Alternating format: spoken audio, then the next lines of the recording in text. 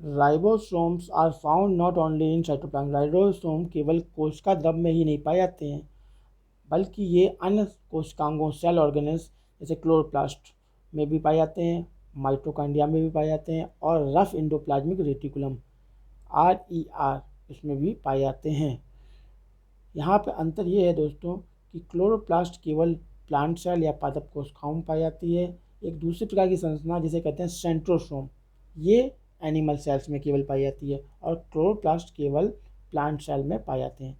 Animal cells have another non-membrane bound cell organelles called centrosome which help in cell division। Animal cells में एक दूसरा बिना झिल्ली युक्त non membrane bound cell organelle जिसे centrosome या तारक काय कहते हैं, ये केवल एनिमल सेल्स में पाया जाता है और इसके चारों ओर झिल्ली भी नहीं पाई जाती है।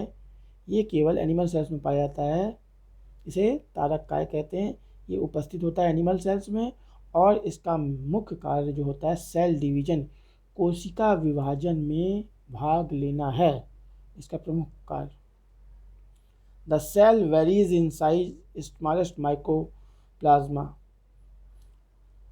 जो कोशिकाएं होती हैं उनका साइज जो होता है, आकार भिन्न भिन्न होता है। सबसे छोटी कोशिका जो होती है वो प्लाज्मा सेल होती है जिसका साइज 0.3 माइक्रोन होता है। The largest isolated single cell is the ostrich egg. शुतुरमुर्ग का अंडा जो है वो लार्जेस्ट माने सबसे बड़ी आइसोलेटेड में स्वतंत्र सिंगल सेल है, एक कोशिका है। शुतुरमुर्ग का अंडा सब लार्जेस्ट आइसोलेटेड सिंगल सेल है। ये याद रखिए, ये एग्ज़ाम में अवश्य आता है। अब देखिए कौन कौन से क्वेश्चन जो एग्ज़ाम में इस टॉपिक से पूछे जा सकते हैं।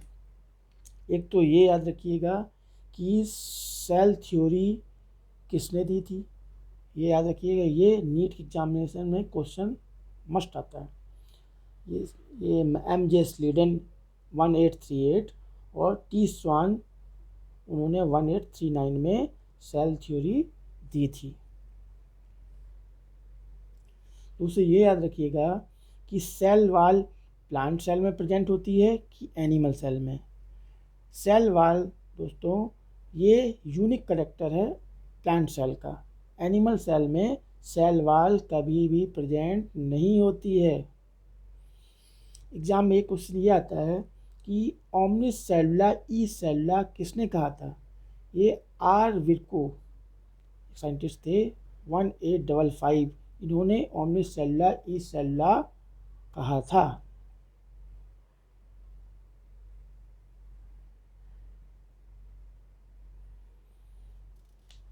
प्रोकैरियोटिक और यूकैरियोटिक में डिफरेंस क्या होता है।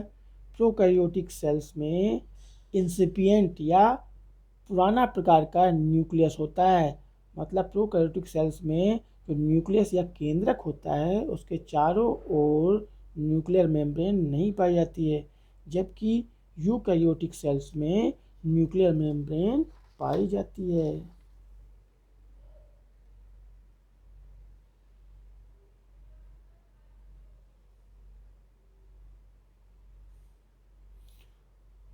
एक क्वेश्चन ये आता है कि कौन से सेल ऑर्गेनेल्स कोशिका में पाए जाते हैं जिनमें कि मेम्ब्रेन नहीं पाई जाती है। वो राइबोसोम्स होते हैं। Ribosomes membrane non membranous structure हैं। राइबोसोम वो संरचनाएं हैं जिनके चारों ओर झिल्ली नहीं पाई जाती है।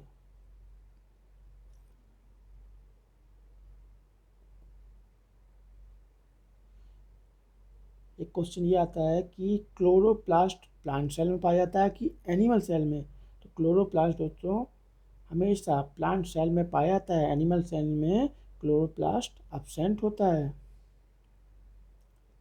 एक क्वेश्चन ये आता है कि सेंट्रोसोम एनिमल सेल्स में पाया जाता है कि प्लांट सेल में।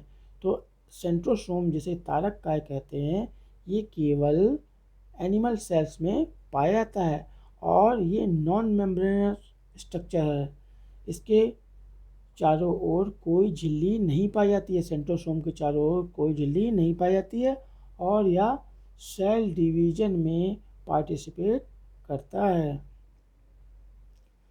एक क्वेश्चन ये है दोस्तों कि सबसे बड़ी आइसोलेटेड सिंगल सेल कौन सी होती है?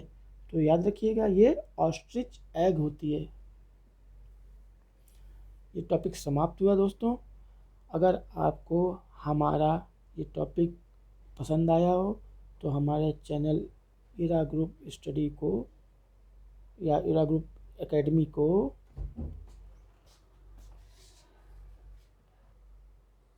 हमारे यूट्यूब चैनल